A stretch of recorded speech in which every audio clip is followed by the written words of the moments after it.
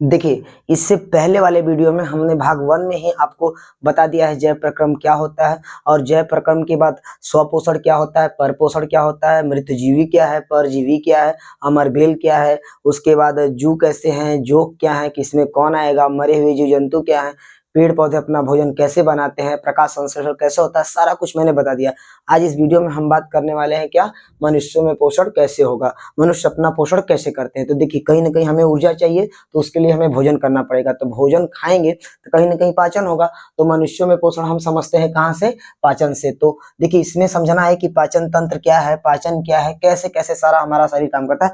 मैंने एक ये चित्र बना दिया है, मजाक मत उड़ाइएगा, क्योंकि देखिए भगवान का दिया हुआ मेरे पास वरदान है कि मेरा राइटिंग अच्छा रहेगा और मेरा ये जो चित्र बहुत अच्छा रहेगा। इसलिए चलिए, मान लीजिए कोई लड़की है, लड़का, इसका नाम मेरे को नहीं पता है, अगर आप सोच के रखना चाहते हैं तो अपने मन से रख दीजिएगा, ठीक है। तो सब समझते हैं सबसे पहले पाचन। पाचन क्या है, देखिए, जब आप पाचन कहाँ शुरू होता है, हमारे मुंह से। जब हम कुछ खाते हैं, खाते पीते हैं, तो जाहिर सी बात है कि कोई टुकड़ा है तो जटिल है, उसको हम सरल में तोड़ते हैं। तो हमारा दांत भगवान ने दिया है 32 ठो, तोड़ने के लिए, हंसने के लिए नहीं दिया है, ये क्या करने के लिए, तोड़ने के लिए। तो जब भोजन को हम चबाते हैं तो खूब चबा कर खाना चाहिए हमें भोजन, याद रखिएगा। तो कुचेगा, कुचने के बाद हमारा जीभ हमेशा ललचता रहता है, उसमें लार हमारे मुंह में बनता होता है, जो टाइलिन ग्रंथि से लार निकलता है, सलेवरी एमाइलेज, जो कि वो क्या करता है, भोजन को चिपचिपा बनाने का काम करता है।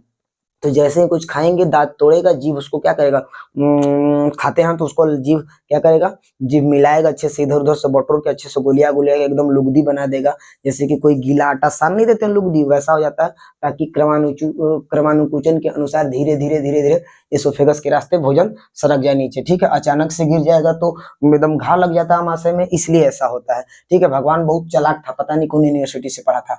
इसके बाद देखिए, पाचन किसे कहते हैं, तो जटिल पदार्थों को सरल रूप में बदलना तो पाचन ही कहलाता है। क्या, जटिल पदार्थों को सरल रूप में बदलना पाचन कहलाता है। आपकी जानकारी के लिए मैं बता दूं कि देखिए, हमारे शरीर में जो पाचन होता है वह केवल कार्बोहाइड्रेट, प्रोटीन और वसा का, किसका, कार्बोहाइड्रेट, प्रोटीन और वसा का पाचन होता है। जबकि जल, खनिज लवण और विटामिन और मिनरल्स, ये सब का क्या होता है, डायरेक्ट अवशोषण होता है, इनका पाचन नहीं होता है। यह देखिए, पाचन एक भौतिक रासायनिक प्रक्रिया है। जैसे कि मुंह में जब आप कूचते उचते हैं तो क्या होता है कि जब आप मुंह में कूचेंगे, मैं देखिए दांत आपको एक अलग से टॉपिक बता दूंगा, वो कोई हमारा मेन पार्ट नहीं है, इसलिए उसको अलग साइड में रखें, उसको पढ़ा देंगे हम, ठीक है।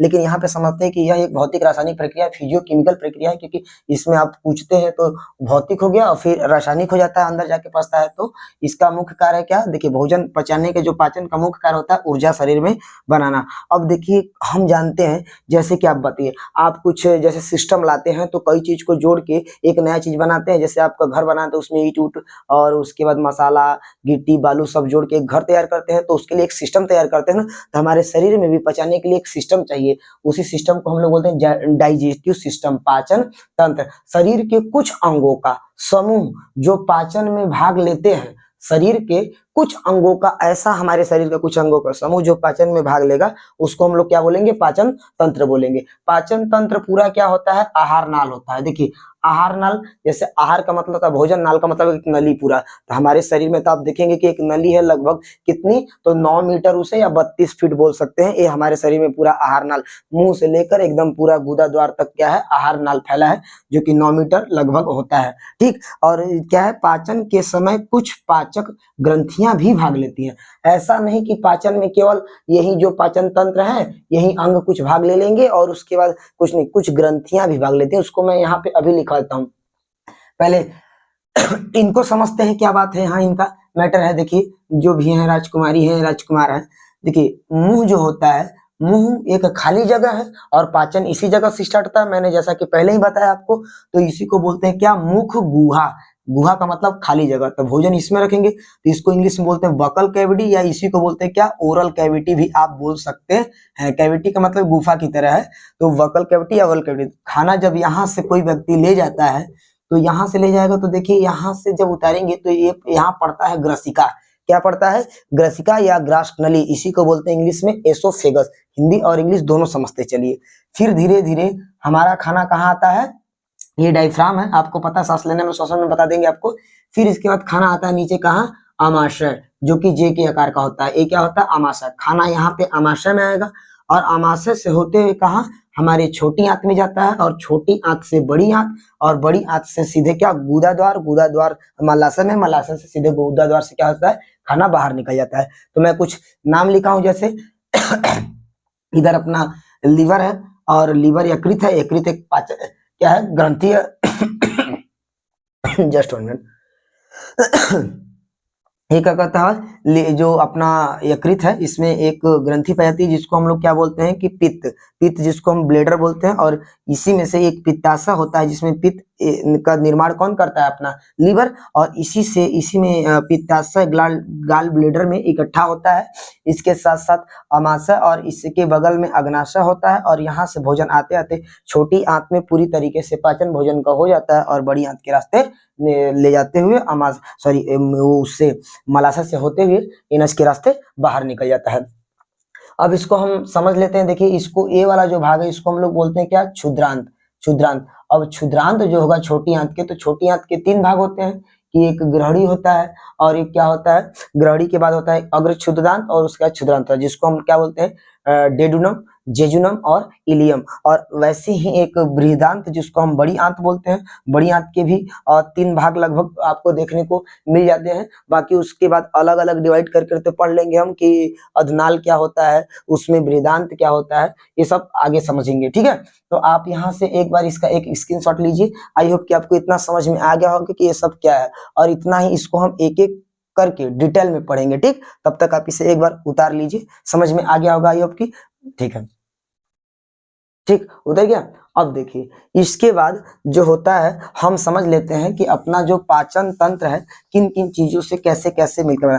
तो देखिए, पहली बात की जो हमारा पाचन तंत्र होगा, पाचन तंत्र कुछ ग्रंथियों से मिलकर बना होगा। पाचन तंत्र जो होगा वो कुछ ग्रंथियों से मिलकर बना होगा और कुछ तंत्रों से। तो सबसे पहले पाचन कहाँ से होता है, मुख गुहा, बोलिए मेरे साथ, मुख गुहा। और दूसरा क्या होता है, दूसरा देखेंगे हमारा क्या हो जाएगा, आपका मुख गुहा के बाद आपका आएगा ग्रसिका, और ग्रसिका के बाद क्या आएगा, तीसरा अमाशय, अमाशय। और उसके बाद तीसरा क्या आएगा आपका, सॉरी चौथा आएगा आपका, एक होता है आंत, क्या आ जाएगा, आंत। और आंत में 2 आंत, कौन कौन, एक बड़ी आंत और एक छोटी आंत, दिख रहा है आपको। देखिए, एक को बोलते हैं क्या, इसको बोल देते हैं बड़ी आंत, और उसके बाद छोटी आंत, एक बड़ी आंत और एक छोटी आंत। और बड़ी आंत के भी 3 भाग होते हैं, सॉरी इसके भी 3 भाग होते हैं, और इसके भी 3 भाग होते हैं। इसके 3 भाग कौन से, ग्रहणी, और ग्रहणी के बाद अग्र क्षुद्रांत, और उसके बाद क्षुद्रांत, क्षुद्रांत। और इसमें क्या होता है कि आपका कहता अधनाल, अधनाल, उसके बाद बृहद्रांत, और उसके बाद क्या होता है अपना एनस, एनस गुदा, ठीक। ये बड़ी आंत के भाग हैं, और ये छोटी आंत के, छोटी आंत के ग्रहणी, अग्र क्षुद्रांत, क्षुद्रांत। और बड़ी आंत में क्या होता है अपना अधनाल और बृहदांत, और उसके बाद क्या होता है एनस। अब जब हम इसको लिख लेते हैं, और इधर कुछ जैसे ग्रंथियां कौन कौन सी आती हैं, ग्रंथियां अब देख लेते हैं कि कुछ ग्रंथियां कौन कौन सी इसमें भाग लेती हैं। तो पहला हो गया मुंह में ही कौन सी ग्रंथि, लार, लार ग्रंथि। और दूसरा आपका आगे आएंगे तो एक होता है जठर ग्रंथि, जो कि आमाशय में ही पाया जाता है, जठर ग्रंथि। और तीसरा होता है कौन, लीवर में भी कुछ ग्रंथियां पाई जाती हैं, जिसको पित्त क्या बोलते हैं, पित्ताशय में रहता है, ठीक। और एक चौथा होता है अपना कौन सा, अग्नाशय, अग्नाशय ग्रंथि, जो कि बहुत इंपॉर्टेंट ग्रंथि है पचाने में। और पांचवा है आपका कौन सा, पांचवा और आखिरी है आपका आंत ग्रंथि, जो आंत्र ग्रंथि, जो आंत में पाया जाता है, आंत ग्रंथि। तो ऐसे करके कुछ ग्रंथियों के भी, कुछ ग्रंथियां और कुछ तंत्र मिलकर हमारे शरीर में भोजन को पूरी तरीके से पचाने का काम करते हैं। आप इसे अच्छे से देख लीजिए, देखिए आपको याद रहेगा क्या क्या।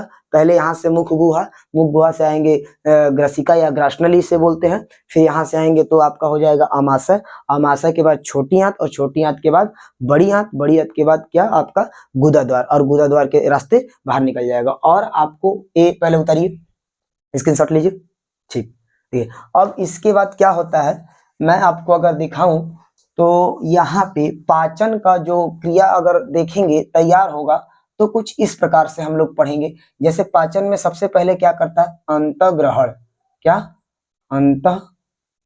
अंतःग्रहण, अंतःग्रहण के बाद क्या होगा, पाचन, और पाचन के बाद किसी भोजन का क्या होता है, अवशोषण, और अवशोषण के बाद क्या होता है तो उसको बोलते हैं क्या, स्वांगीकरण, स्वांगीकरण, और एक लास्ट होता है अपना क्या, उसके बाद होता है वही क्षेपण, वही क्षेपण मतलब बाहर करना। तो देखिए भोजन अंदर जब लेते हैं, लेने की क्रिया को अंतःग्रहण, और भोजन अंदर लेंगे छोटा कर देंगे तो अब पाचन होगा, तो पाचन क्रिया हो जाएगा। फिर वो जो खाना पचा है उनका क्या होगा, एब्जॉर्प्शन मतलब उसको सोखा जाएगा, तो अवशोषण होगा, और अवशोषण के बाद उनको हमारे ब्लड में क्या कर दिया जाएगा, पूरा मिला दिया जाएगा। और ब्लड में पूरी तरीके से मिलाने के बाद जो हमारे खाद्य पदार्थ होंगे, ऐसा नहीं कि जो हम खाते हैं पूरी तरीके से मिल जाते हैं, कुछ खराब भी होते हैं तो उनको बाहर निकालता है, तो वही क्षेपण। आपको समझ में आ गया? जस्ट उतना समझने के बाद अब हम मुख गुहा समझते हैं, जिसको हम क्या वकल कैविटी, माउथ कैविटी या फिर ओरल कैविटी के नाम से जानते हैं। देखिए मुख गुहा हमने बोल दिया कि ये क्या होता है कि आप मुंह में, सबसे पहले मुख गुहा का मतलब एक खाली जगह होता है, तो मैंने लिखा मुंह के अंदर एक खाली स्थान होता है जिसमें दांत, जीभ और कुछ लार ग्रंथियां होती हैं। तो हमारे मुंह के अंदर देखेंगे तो पहले 32 ठो दांत है, और उसके बाद अंदर आएंगे तो एक जीभ है बड़ा सा जो कि रक्षा कर रहा है जीभ। उसमें क्या होता है, कुछ जीभ पर भी कुछ ग्रंथियां पाई जाती हैं जो कि हमें अलग से मैं जीभ भी पढ़ा दूंगा। उसमें क्या होता है कि कुछ स्वाद का पहचान कराती है, जैसे तीखा है, कड़वा है, मीठा है, उसका पहचान करवाती है जीभ। और कुछ लार ग्रंथियां जीभों पर बहुत सारी ग्रंथियां पाई जाती हैं जो कि हमें लगभग हजारों स्वादों का पहचान करवाती हैं। ठीक, देखिए ये लार ग्रंथियां 3 जोड़ी में हमारे अंदर पाई जाती हैं, जो कि क्या होता है आपका 3 जोड़ी में पाई जाती हैं, जिसको हम लोग सैलिवरी ग्लैंड के नाम से जानते हैं, जिसको पैरोटिड, जो कि बहुत बड़ी ग्रंथि होती है लार ग्रंथि की। यह सांप के जहर में भी पाया जाता है, यह ग्रंथि, उसके सांप का जहर इसी ग्रंथि में रहता है। और सब लिंगुअल होता है और एक सब मेडिबुलर होता है। इस लार ग्रंथि में लाइसोजाइम एंजाइम, कौन सा एंजाइम होता है, लाइसोजाइम एंजाइम। देखिए हमारे मुंह में कुछ क्या होता है कि हम लोग बिना हाथ धोए हुए कहीं से भी आते हैं। देखिए इसलिए कहते हैं डॉक्टर कि हाथ धो के खाना खाइए, क्यों, क्योंकि बिना हाथ धोए हुए कभी खाना वाना खा लेते हैं तो क्या होता है कि उसमें दिक्कत आती है हमें कि कीटाणु यहाँ हाथों से चल जाएंगे हमारे पेट में, जो कि बीमार कर देंगे। और इसीलिए हमारे अंदर क्या है, लार में एक एंजाइम पाया जाता है जिसको मानते हैं लाइसोजाइम एंजाइम, जो हमारे आंसू में भी पाया जाता है। ये क्या करता है कि जो हमारे हाथों द्वारा जीवाणु खाने में मिक्स हो गए, चले गए, उनको मारने का काम करता है ये हमारा। जो देखिए एमाइलेज, जो कि टाइलिन एंजाइम है एक लार ग्रंथि में, वो क्या करता है, मंड मतलब खाना जो है या रोटी है, उसको मंड का मतलब चोकर टाइप होता है, रोटी, तो जो चोकरदार रोटी, जितना भी खाना वाना खाते हैं चोकरदार रहना चाहिए, वो शर्करा में तोड़ता है, और भोजन के चबाने के दौरान जीभ उसे पूरी तरह लार में लभेर देता है, और लभेरेगा तो एकदम लुगदी उसका बना देगा, एकदम चिपचिपा पदार्थ, एकदम देखिए चपर चपर करता है पूरा। ठीक, उसके बाद अपना यहाँ से क्या होता है, एक म्यूकस उसमें आता है। क्या आता है उसी में, म्यूकस क्या करता है, भोजन को एकदम चिपचिपा बनाने का काम करता है। मैंने बता दिया कि पूरी तरह से भोजन को चिपचिपा, जीभ क्या करता है, उसको एकदम पूरा मिला देता है, और म्यूकस में भोजन को चिपचिपा बनाता है। तो भोजन कुछ टाइम बाद देखेंगे तो मुंह में आधा दिया भोजन कुछ के निकालेंगे तो उसको क्या बोलते हैं, बोलस। क्या बोलते हैं, बोलस। और वही बोलस जब मुंह में भोजन पूरा कुछ देते हैं तो उसको हम लोग जाता है तो उसको क्या बोलते हैं, काइम। उसके साथ देखिए यहाँ पे आगे आते हैं ग्रसिका। बोले मुंह गुहा के बाद क्या समझेंगे, ग्रसिका। तो ग्रसिका क्या होता है, ग्रसिका की जो लंबाई होती है हमारे वो देखिए ग्रसिका है, ये क्या है, टोटल 25 सेंटीमीटर। तो इस 25 सेंटीमीटर की लगभग क्या होती है इसकी लंबाई, तो जिसको हम लोग क्या बोलते हैं, एसोफेगस। ऐसा नहीं कि ग्रसनी तो श्वास नली में आ जाएगा, ये ग्रसिका होता है। ठीक है, तो एसोफेगस यह भोजन को मुख से अमाशय तक परमाणुकुचन गति द्वारा अंदर ले जाता है। मतलब क्या करता है, यह भोजन को, हमारे भोजन को देखिए अचानक से भोजन खाते और अचानक से गिरता आमाशय में, तो धाड़ धाड़ गिरता, जैसे ऊपर से किसी छत से पानी की टंकी से जरा गिरता तो भड़बड़ भड़ बोलता है, तो वैसे गिरता तो बताइए कि हमारे आमाशय में चोट लगता और हम बीमार पड़ जाते, दिक्कत से आती। इसलिए क्या होता है कि क्रमानुकुचन मतलब क्रम बाई क्रम धीरे धीरे गति से सरकता है आराम से। कुछ भी खाते तो कैसे जाता है, ऐसे सड़क के आराम से जाता है ना। तो अभी अब जब कभी देखते हैं दबा के कुछ लोग खाना खाते हैं, तो कुछ लोग एकदम राक्षसों की तरह खा लेते हैं, ढेर भर लेते हैं पूरा मुंह में भर। जब भर लेते हैं तो उसमें देखेंगे तो एकदम पानी नहीं रहेगा तो चिल्लाएंगे पानी पानी, नहीं तो एकदम पूरा एकदम ऐसे करके खींचते रहते हैं ना। तो क्या होता है, क्रमानुकुचन भोजन आराम से जाता है। भगवान जान रहे थे कि बहुत इंसान राक्षस है, इसकी मांसपेशियों का संकुचन एवं शिथिलन मतलब सिकुड़ती और फैलती रहती है, ताकि अच्छे से आराम से धीरे धीरे खाना अंदर जा सके। इसमें पाचन नहीं होता, देखिए इसमें पाचन नहीं होता है, लेकिन यह सिर्फ एक मार्ग है जो भोजन को क्या क्रमानुकुचन तरीके से अंदर ले जाता है। तो आपको समझ में आ गया कि ग्रसिका का काम क्या है, यह भोजन को सिर्फ और सिर्फ ले जाने का एक मार्ग है, न कि इसमें पाचन होता है। आई होप कि आपको ये मुख गुहा और ग्रसिका समझ में आ गया। इसके बाद हम आपको बताते हैं, देखिए वीडियो लंबा ना बन जाए, इसलिए हम क्या करते हैं कि इसको इसी जगह छोड़ते हैं, इसका अगला पार्ट अगले से छोटे से फिर आधा करके डिवाइड में भेज देंगे, ताकि ये लंबा बन जाएगा तो आपको भी देखने में मजा आएगा, मुझे भी बनाने में मजा आएगा। यहाँ तक समझ में आया कि नहीं है ये बताइए। देखिए मुख गुहा और आप इसके बाद हमारा बचा क्या, अमाशय। अमाशय के बाद तुरंत पढ़ेंगे छोटी आंत, बड़ी आंत, गुदा द्वार, उसके बाद पूरा हम खत्म करेंगे पाचन। समझ में आएगी नहीं आएगा, आप इसे कर लीजिए।